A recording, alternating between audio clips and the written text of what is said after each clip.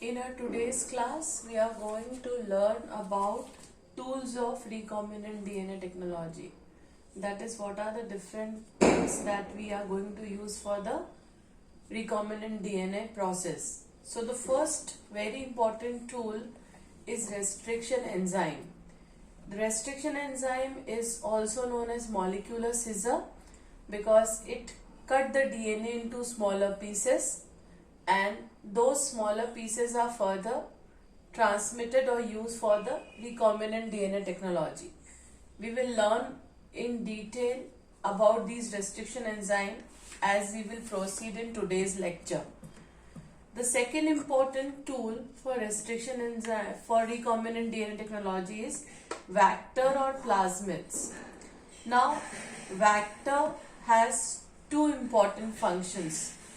The first important function of the Vactor is transfer of gene of interest from donor to recipient. Whatever gene of interest the molecular scissor had cut, those gene of interest are transmitted from the individual who are donating it to the individuals who are receiving it. So that is the first function. The second important function of the Vactor is cloning. Cloning means making the multiple copies of gene of interest. Right? Whatever gene of interest are being incorporated from the donor to host, their multiple copies are created by the Vactor or the plasmids. Now we have already defined the plasmids, that plasmids are the extra chromosomal DNA that are found in prokaryotes. They are circular, and these extra chromosomal DNA is basically used as a recombinant DNA technology tool. Then there are few more cloning vectors which you will learn here in this chapter as you will proceed further. YAC, BAC, these are also the cloning vectors of plant cell and animal cell, where Y stands for yeast and B stands for bacteria.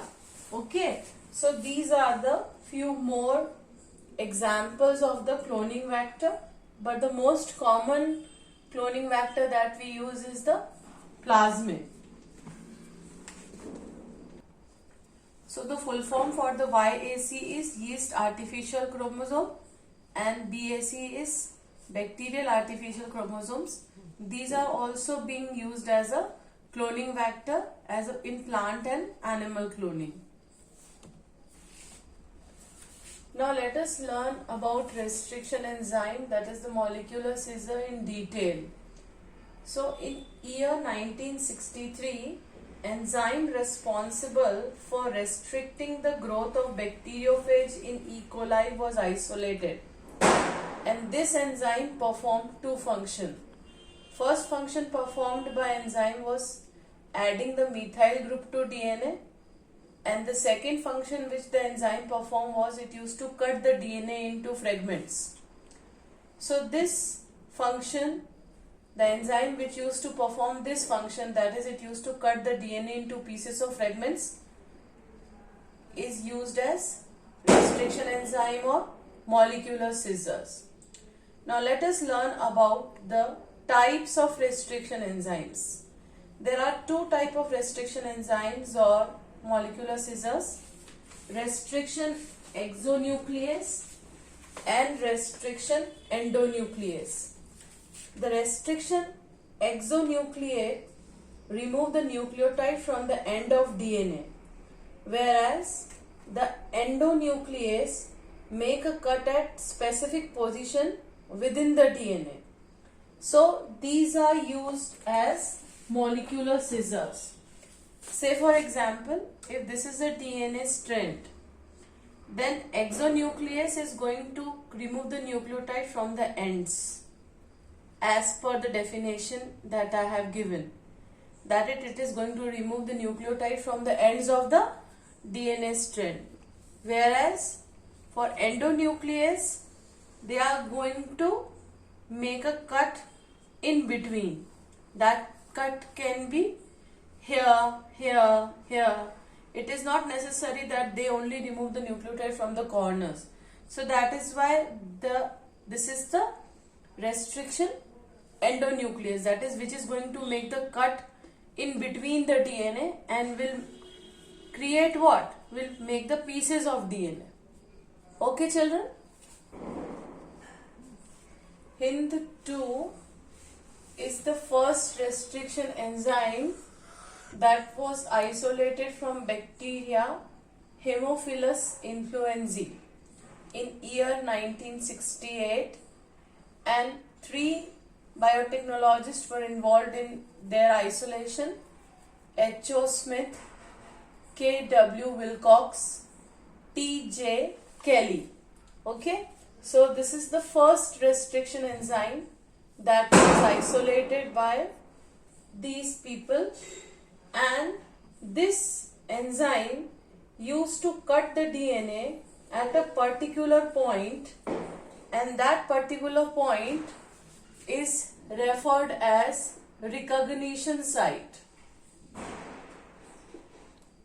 and that recognition site was formed of 6 base pairs.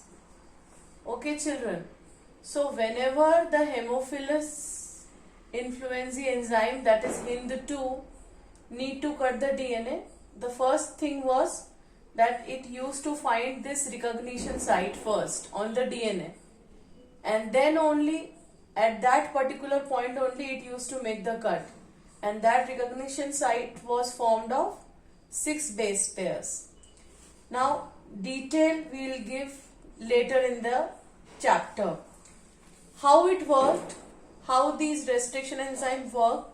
These restriction enzymes hydrolyze or they digest the phosphodiester bond that is present in the sugar phosphate backbone.